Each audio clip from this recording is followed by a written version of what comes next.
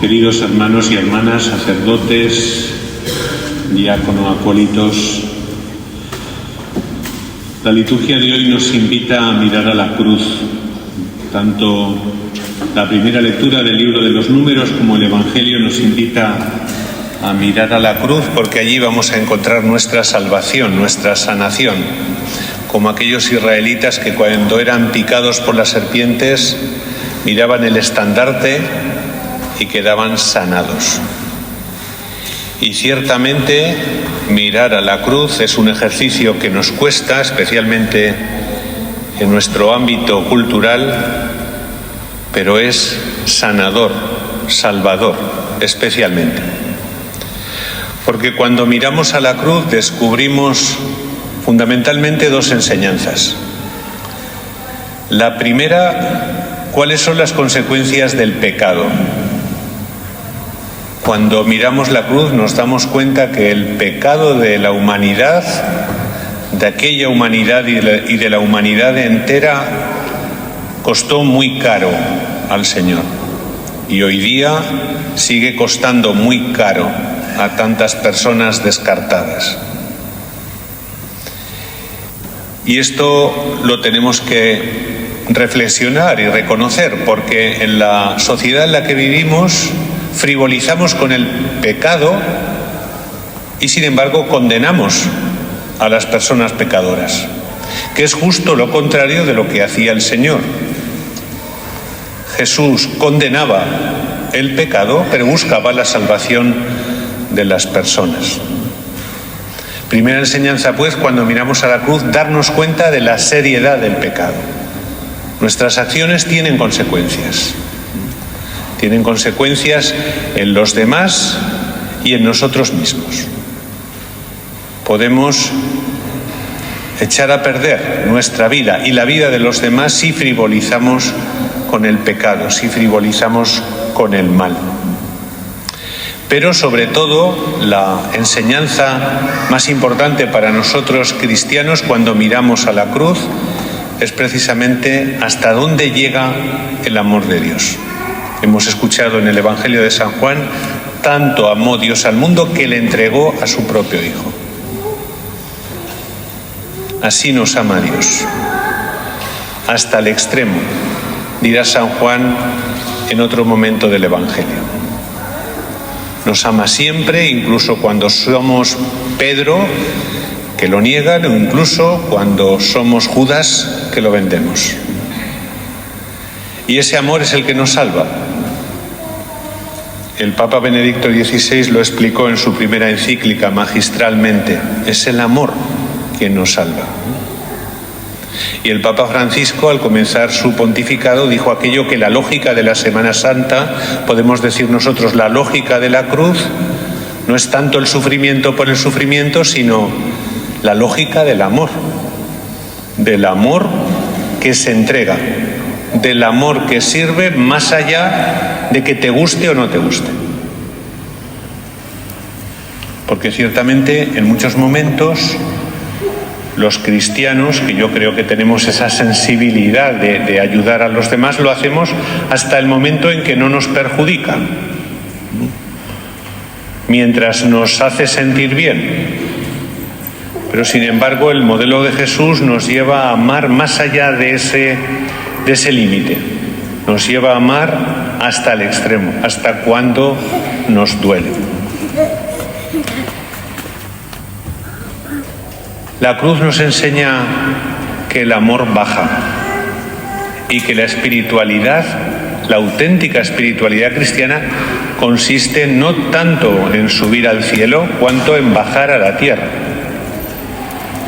Y esto no son solo palabras mías, también lo explicó magistralmente Benedicto XVI. Nosotros no tenemos que preocuparnos en subir. Nosotros tenemos que preocuparnos en bajar, en amar bajando o en bajar amando, como queráis. Y nos lo dice tanto el Evangelio como la segunda lectura. Nadie ha subido al cielo sino el que bajó del cielo a la tierra.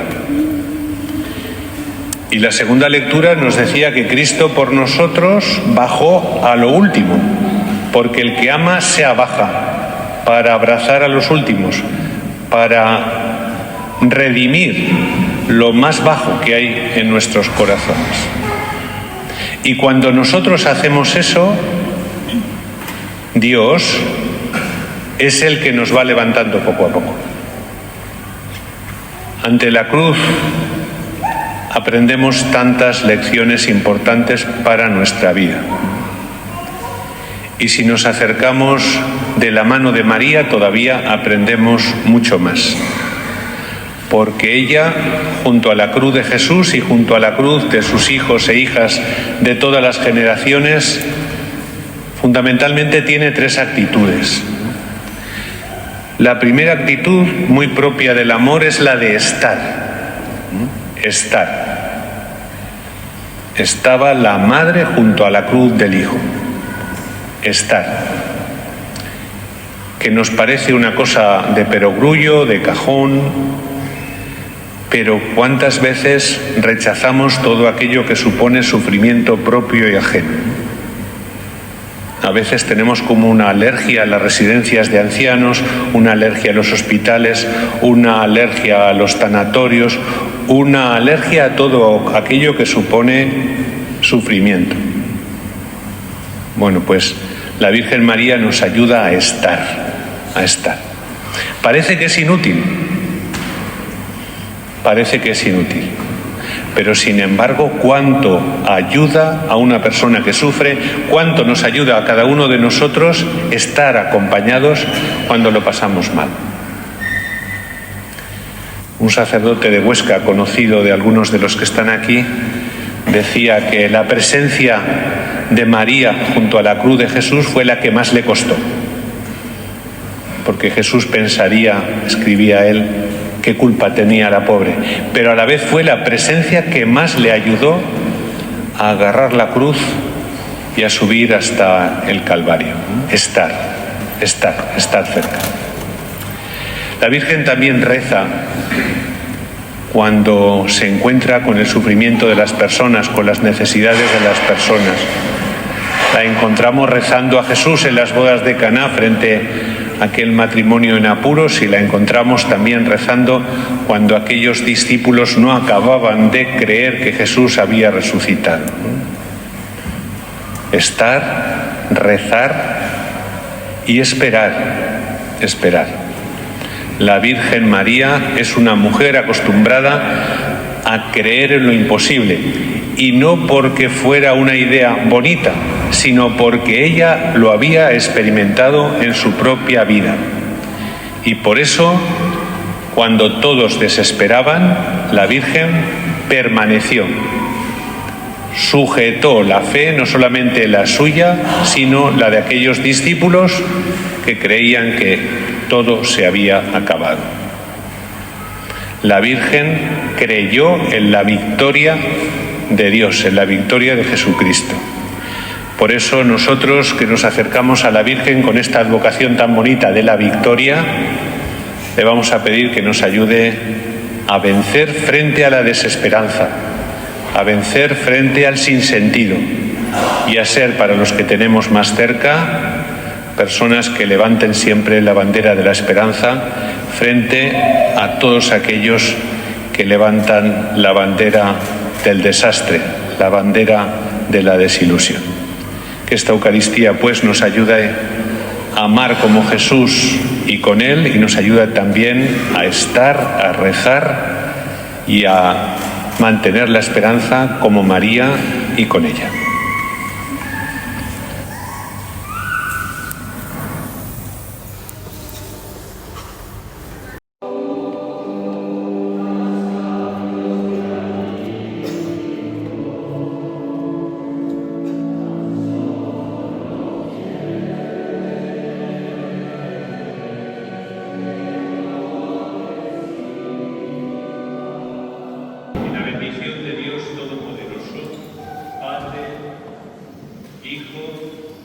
Y Espíritu Santo descienda sobre vosotros.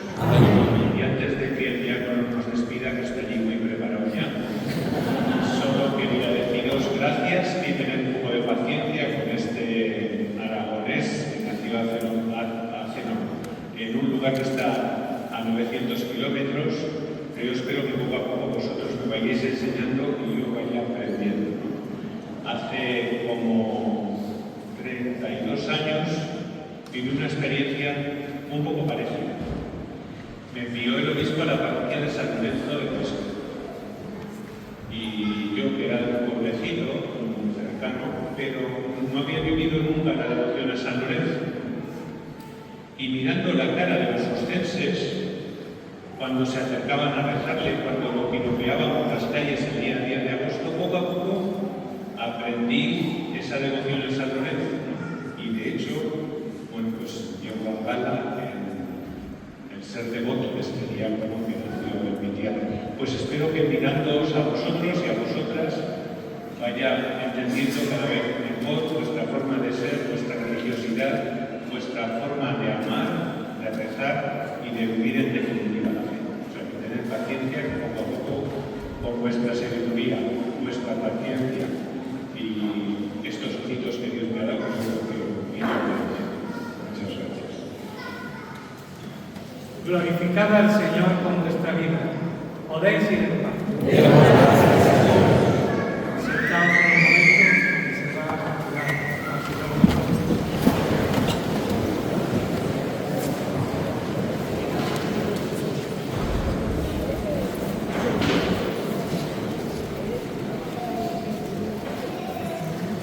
Queremos ofrecerte, don José Antonio, un pequeño detalle como recuerdo del primer encuentro en este santuario de Santa María de la Victoria, patrona de la ciudad y de toda la diócesis. Lo importante no es su materialidad, sino su significado. Es señal de nuestra plegaria por usted. Pedimos a la Virgen que le acompañe e ilumine y le ayude a ser un pastor cercano y atento que comparte el camino de la fe con todos los creyentes y que se ocupa de manera especial por las ovejas heridas y perdidas y que vela y se implica en la vida del rebaño y ora por él y con él. Que con la sonrisa de un padre nos muestre la ternura y la misericordia de Dios. Un pastor que vive y hace posible la comunión y a la luz del discernimiento de este Evangelio tome decisiones valientes, aunque sean difíciles. Que nuestra madre nos ayude a sentirnos muy unidos a nuestro obispo con humildad y coherencia de vida, como nos decía ayer en su homilía, y en la misión de anunciar el Evangelio, de acoger a todos los que se acercan a nuestra tierra, que son muchos, y de tener en el centro de nuestra tarea y de nuestras preocupaciones a los más desvalidos, a quienes sufren, a los que nada tienen.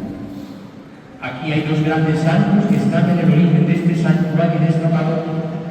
San Francisco de Paula, el santo de la caridad y la humildad, fundador de la Orden de los Niños, y San Manuel González, el santo obispo de Málaga, que en este templo rezaba ante el sagrario y ante la imagen de Santa María, e incluso impartía catequesis a los pequeños en el camarín de Nuestra Señora. El primer párroco de esta parroquia fue Real Enrique Vilobreta mártir, y en este santuario reposan los restos del siervo de Dios, José García. No solo a nuestra patrona, sino también a la intercesión de estos grandes testigos de la fe, le encomendamos, don José Antonio. Santa María nos anima a la victoria, una victoria que no se alcanza por la imposición ni la fuerza, sino por el amor. Ahora somos su familia y usted nuestro pastor. Oh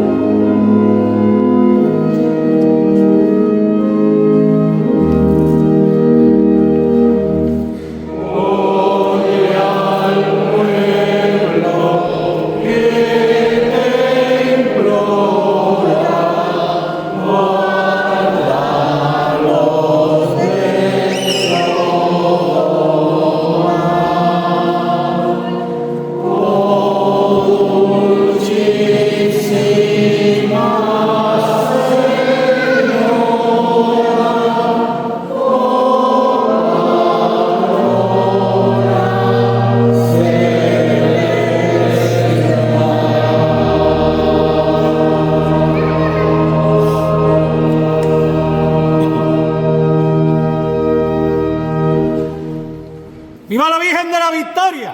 ¡Viva! ¡Viva la patrona de Málaga! ¡Viva! ¡Viva la patrona de la diócesis! ¡Viva! ¡Viva la diócesis de Málaga! ¡Viva! ¡Viva el obispo de Málaga! ¡Viva! ¡Viva San Francisco de Paula! ¡Viva! ¡Viva la reina de la orden mínima! ¡Viva! ¡Viva San Francisco de Paula! ¡Viva! ¡Viva Málaga! ¡Viva Málaga! ¡Viva Málaga! ¡Y que viva mil veces la Madre de Dios!